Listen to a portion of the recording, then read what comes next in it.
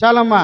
దేవుడు అంటున్నాడు, నేను యాకోబును ప్రేమించాను, రెండవదిగా ఏశావును ద్వేషించా. ఇంతకీ దేవుడు అందరిని ప్రేమిస్తాడా, కొందరిని ప్రేమిస్తాడా? చెప్పాలి నోరు తెలిసి. అంత పాపుల్ని ప్రేమిస్తే మరి ఏశావుని ఎందుకు ద్వేషించాడు ఆయన? అంటే దేవునిలో ద్వేషం కూడా ఉంటుందా? మన మాట అర్థం అవుతుందా? దేవుని ప్రేమలో భేదాలు ఉంటాయా? దేవుని ప్రేమలో తారతమ్యాలు ఉంటాయా?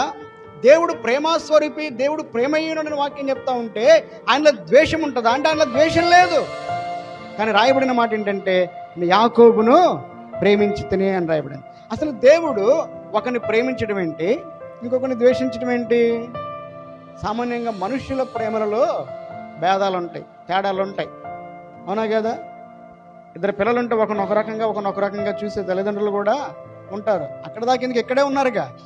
అర్థమైందా? ఇస్సాకు ఎవరిని ప్రేమించాడు? ఏశావుని ప్రేమించాడు. రెబ్కా ఎవరిని ప్రేమించింది?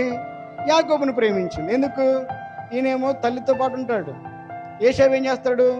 వేటగాడికి అరణ్యానికి వెళ్ళి మంచి రుచికరమైనటువంటి భోజనాలు తండ్రికి తీసుకొస్తా ఉంటాడు. అందుకని తండ్రి ఎవరిని ప్రేమించాడు?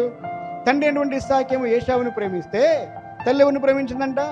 యాకోబుని ప్రేమించింది. అంటే తల్లిదండ్రుల ప్రేమలో ఏముందంటే ఇక్కడ భేదం ఉంది. మరి యేసు ప్రభువు కూడా ఒక మాట అంటున్నాడు, నేను యాకోబుని ప్రేమించాను, ఏశావుని ద్వేషించానంటే యేసే ప్రేమలో తేడాలు ఉంటాయా? ఎందుకు మరి అలా రాయబడింది అంటే, యోహాను సువార్త 3వ అధ్యాయం 16వ వచనంలో మనందరికీ తెలిసినటువంటి మాటే, దేవుడు లోకమును ఎంతో ప్రేమించెను. చెప్పండి, దేవుడు లోకమును ఎంతో ప్రేమించెను. దేవుడు మనలాంటి వాడు కాడు.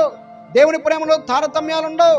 దేవుని ప్రేమ ఎలాంటి ప్రేమ అంటే, దేవుడు లోకమును ఎంతో ప్రేమించెను అంటే అర్థం ఏంటంటే, ఆయన ప్రేమకు అంతము లేదు, అది అనంతమైనటువంటి ప్రేమ.